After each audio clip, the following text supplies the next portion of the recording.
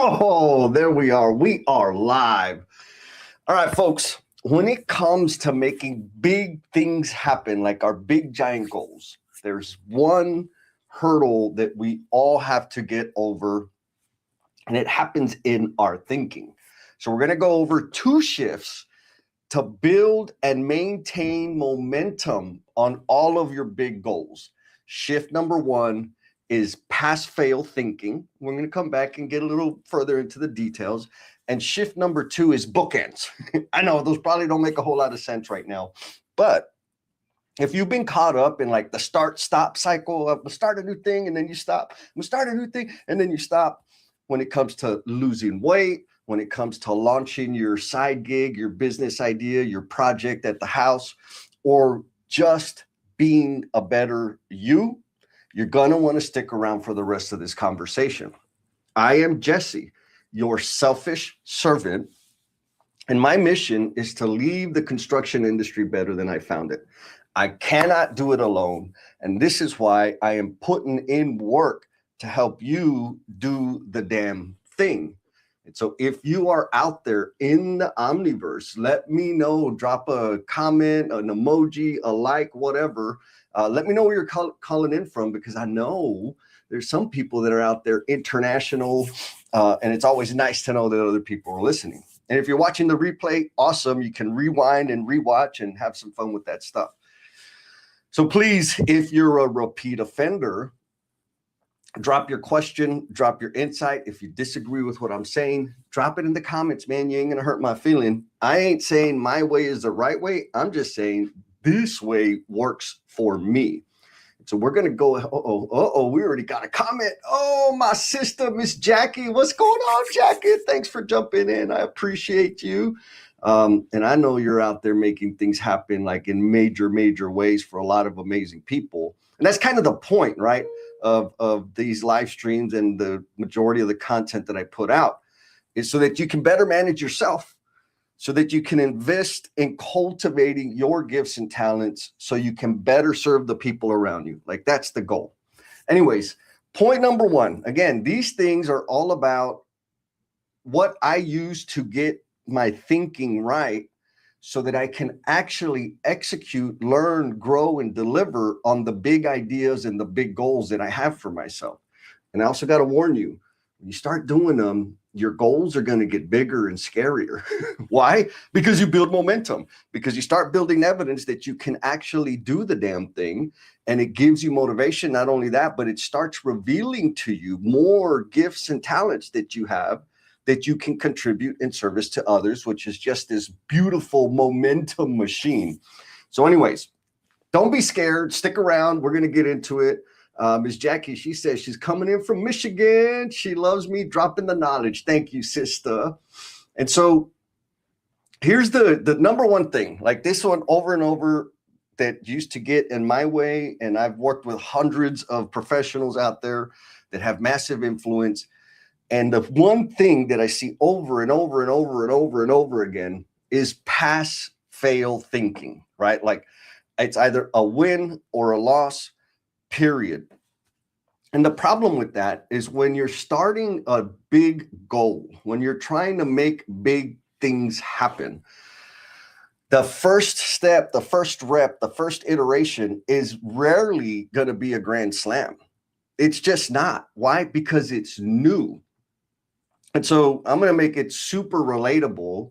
And I'm going to give a shout out to Yaman, says, hello, what's up, Yaman? Let's just keep it simple, right? A lot of things that a bunch of us have dealt with. And if you haven't dealt with it, it's very likely that you will deal with it again in the future, which is weight loss or physical fitness, right? So let's just say physical fitness. My goal for 2026, your goal, other people's goal, is to start working out every day of the week. 5 days a week, I'm going to hit the gym. I'm going to run some miles. I'm going to do whatever it is. What we don't take account for is the fact that we haven't had that as a priority in our life. So all of the other things that we have been committed to are still kind of pulling, not kind of, they're still pulling our attention. They're still pulling on our focus. They still expect the same level of contact with us. So that's friction that we don't see. And then we decide, okay, I'm gonna have this brand new goal, this big idea. I'm gonna work out 5 days a week. And we don't know how that's going to impact our environment.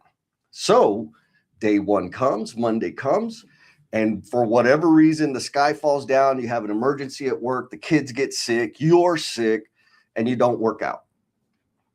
And then what happens? Then we say, I suck, I'm giving up, right? Hopefully you're not that doomy and gloomy, but that's pass fail thinking. I said I was going to do 5 days a week. I missed the first day, so piss on it. I'll start again next year. I know that's a little extreme, but this is what we do with some of these big ideas and these big goals we have. We don't account for the friction it's going to take to put this new order of operations, this new way of functioning into action. It takes time, man. Like, you're going to have to learn. And so the way, and more specifically, the thinking or the mind games I play, the mental exercises I run is like, okay, I know that it's going to be very difficult for me to just right out of the gate hit 5 days a week going to the gym or whatever your goal is.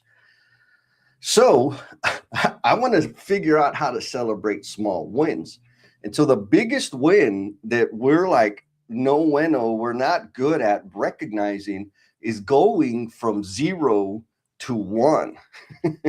And so if you're starting a little side gig, you're going to launch you're going to start getting active on social media, like whatever it is.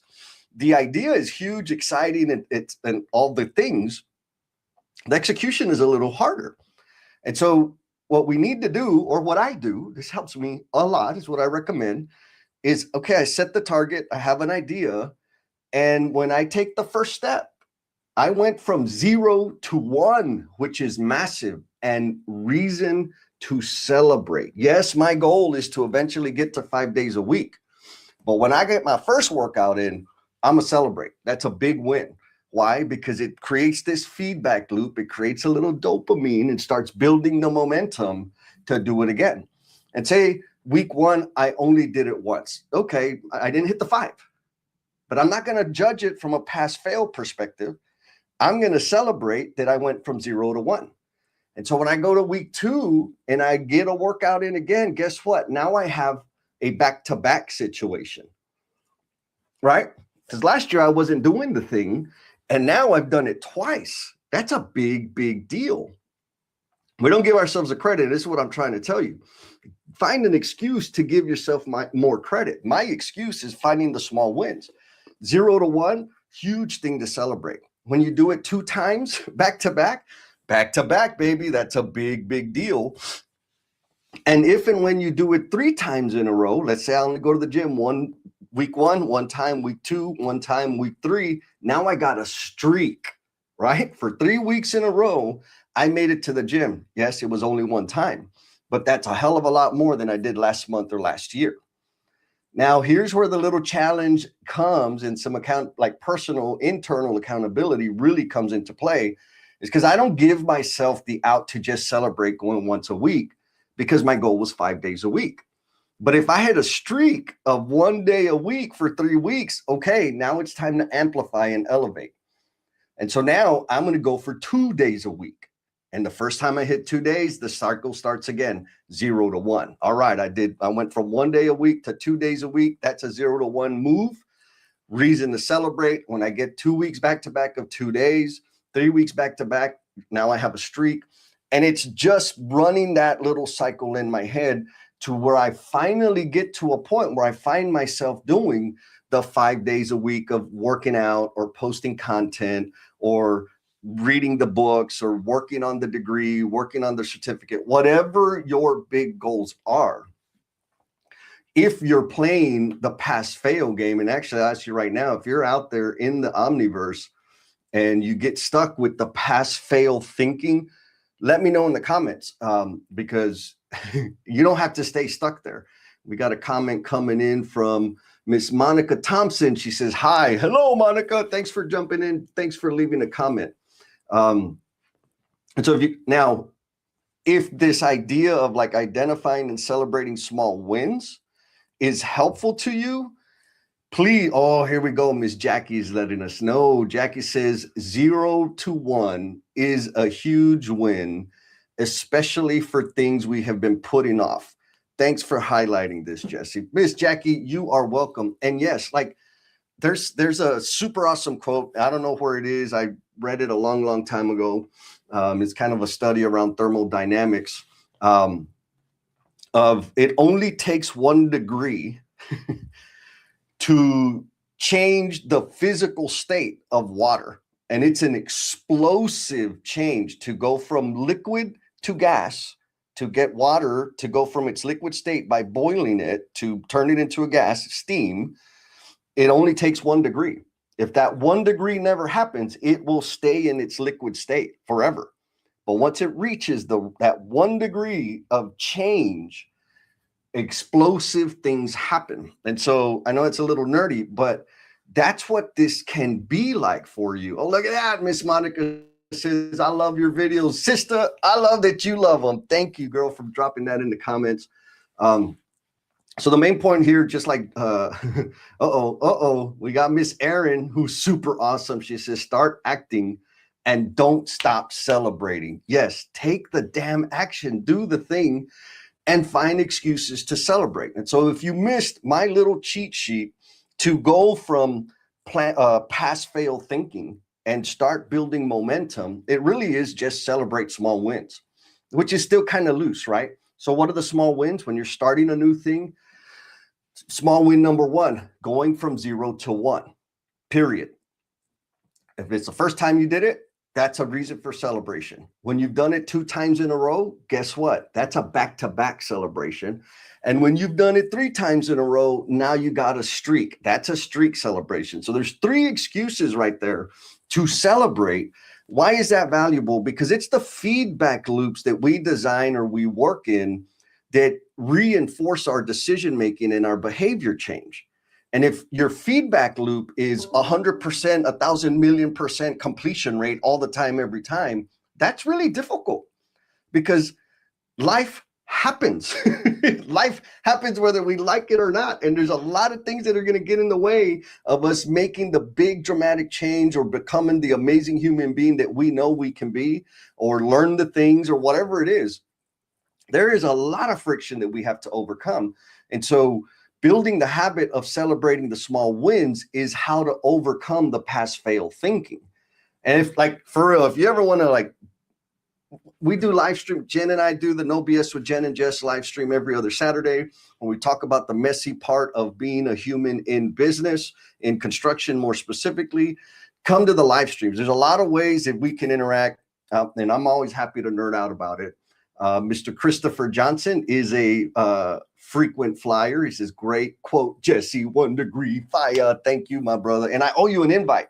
I haven't forgotten. I just keep forgetting.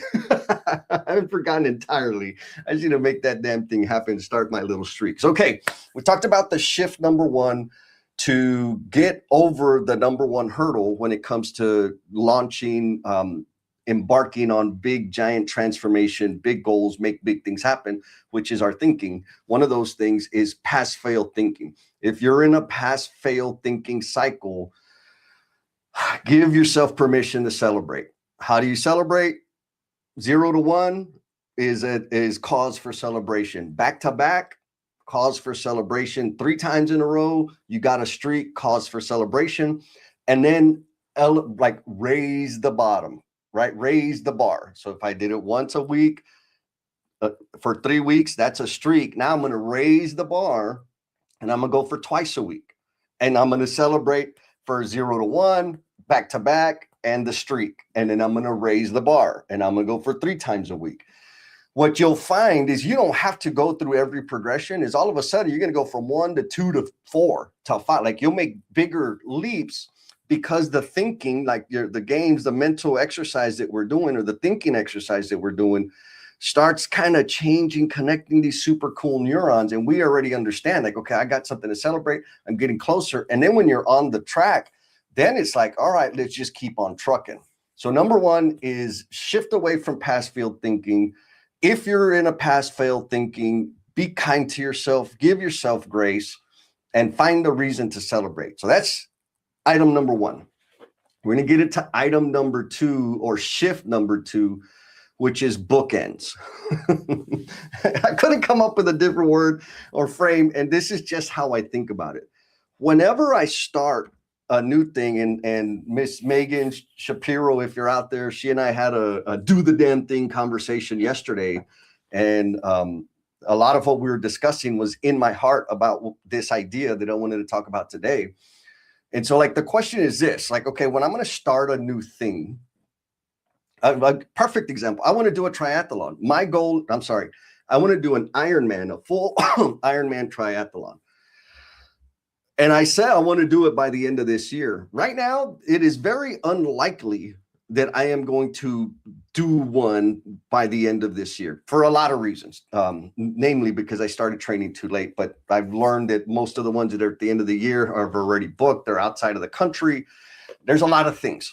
Anyways, but my bookends for this Ironman thing are 3 years. And so when I'm starting a big idea, a big goal, when I decided to launch the Learnings and Missteps podcast, I knew out of the gate that there was going to be a whole lot of crap to learn, like stuff that I knew I had to learn, right? In terms of the little bit of research I did of listening to different people and how to start a podcast and all that crap. Like, there were things that I knew I had to learn. But I also know just from experience, there's a mazillion things that I know I'm going to have to learn that I have there's no map for what I was doing necessarily, because I was going to do it the way I wanted to do it. And so instead of setting these pass fail goals or targets, meaning I'm going to do it, and if I don't get 5,000 downloads by week 2 or month 3 or month 4, then I'm going to quit. I use bookends. And by bookends, I mean, what's the time horizon, right? Because I know from my experience, anytime I start something new, I learn a massive amount of stuff. Not only do I learn, like, my knowledge and awareness, not only does that like exponentially grow, but my network, the people that I come into contact with, the relationships that I build as a result of taking on this new goal, this new idea, whatever it is also massive. And so what does that mean? Like, if I zoom out, when I zoom out and look at all of the crazy things that I've taken on and started, a lot of them I never hit the summit, right? A lot of them I didn't. But holy moly, the stuff that I learned about me, the stuff that I learned about other people, the relationships that I built, and like the other rewards, byproducts of that experience were amazing. And I know I would not have had them had I not stayed on that path. And so the point is, instead of setting up like the kindergarten metrics and saying, I want 5,000 downloads within 6 months, which I could have, like, and I get it. Like, if that's the way you do things, it's fine. What I'm saying is, this is the shift that I use and I recommend to everybody for having massive growth, massive impact, expanding your influence in a way where you're affecting people's lives, not just at work, not just at home, but in your community, within the industry that you're in. And so by thinking of it in terms of bookends, I put a time limit or check in it, if you will. And so when I launched the podcast, the Learnings and Missteps podcast, I said, I am going to do this for 12 months. Period. Whether I get a download or not. Because if I would have tied it to downloads, let me tell you, man, it'll humble you. It takes a lot of work for people to just know that you have a stupid podcast. And so when I set that up, I said, I'm going to do this for a year. I'm going to post a podcast interview every other week for the rest of the year. And at the end of the year, I am going to check and assess, is this something I want to keep doing or not? Period. The point of the podcast back then, it's changed a little bit, was to highlight the men and women that are in the construction industry, which was a very thing to achieve. All I had to do was interview cool people that have been on their tools doing the building of our country and all the things. And so there were times when I wanted to quit because I wasn't getting downloads. There were times I wanted to quit because the audio was jacked up and the editing was hard and like it was difficult.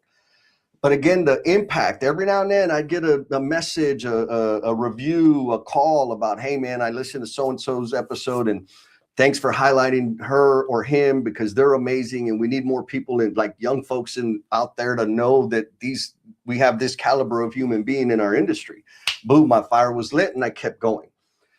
When I got to the 12-month mark, the bookend, right? The bookends is the start and the checkpoint. So when I got to the checkpoint, the last bookend, after a year, I evaluated and said, okay, there's a lot of things I can be doing with my time.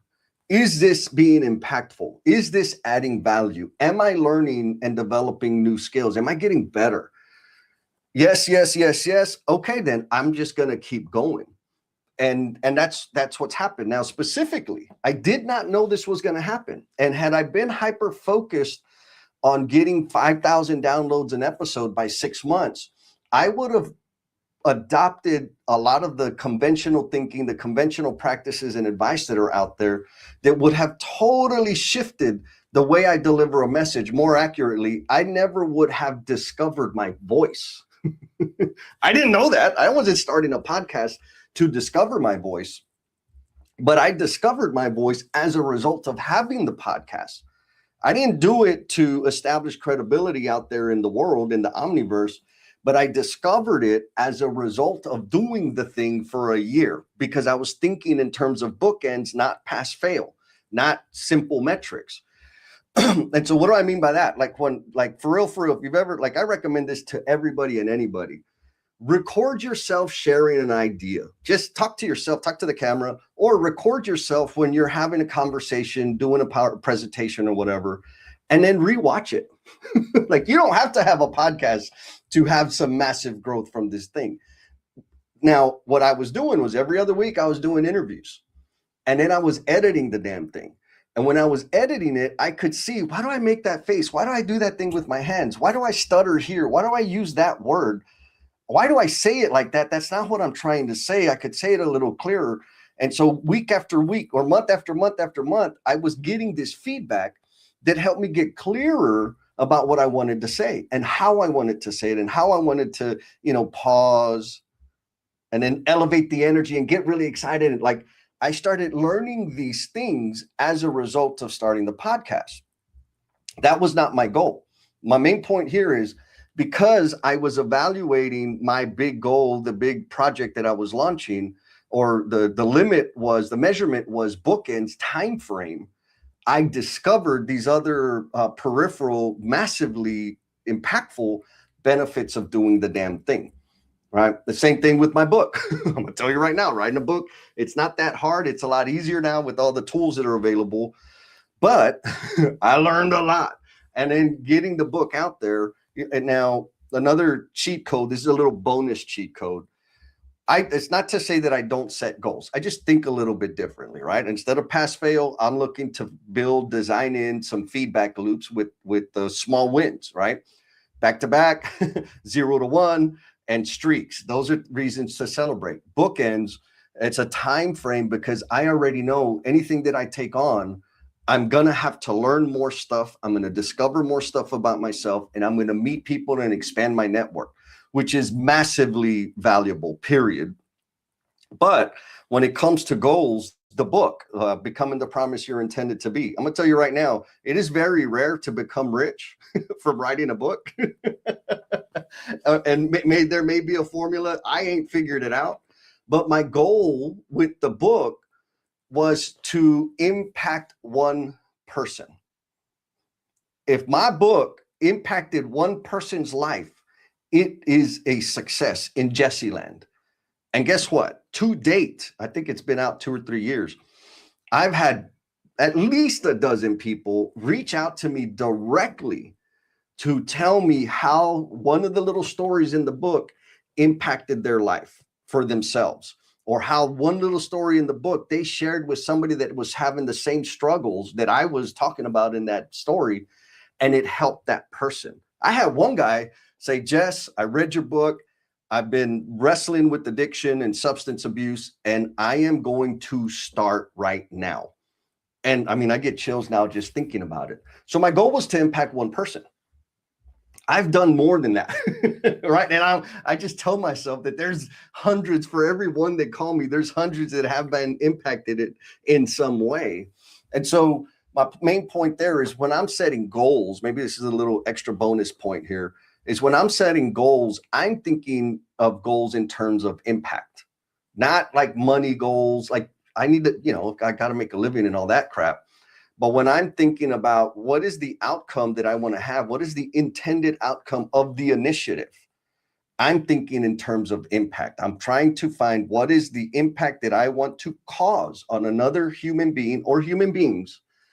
And I'm looking for that because like for real, if I'm doing that thing and it's not impacting other people in a positive way, what's the freaking point? Like I've done that for 20 years and it was not a fun life to live. I didn't have the fulfillment that I have today. And so, we got a comment coming from Miss Linda, my sister, my feral sister. How you doing, Linda? She says, as a keynote speaker, this is invaluable advice on refining how to deliver your message and how you can shoot yourself in the foot unconsciously. Yeah, the recording, right? Like, oh my God, record yourself. You'll find out. There's times I watch, especially the live streams that I do with Jen. I'm like, why the hell did I say that? Why did I should have said it a better way, but it's fun. Very, very valuable.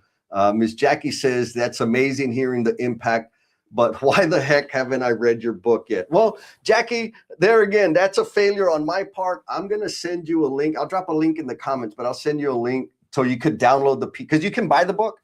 But you can also get a free PDF download from my website. So I'll drop a link in the chat, and Jackie, I'll DM you specifically. That way you ain't got to spend no money. Just get the book. And I have one request, not just for you, Jackie, for anybody else. When you get the book, whether it's the download or you go buy it, doesn't matter. Share it with somebody because the whole purpose of the book is, or the book, like the content of the book is for people that are struggling, are caught in the trap of self-destructive behavior. And so if you're in that trap, if you're in that quicksand, please read the book.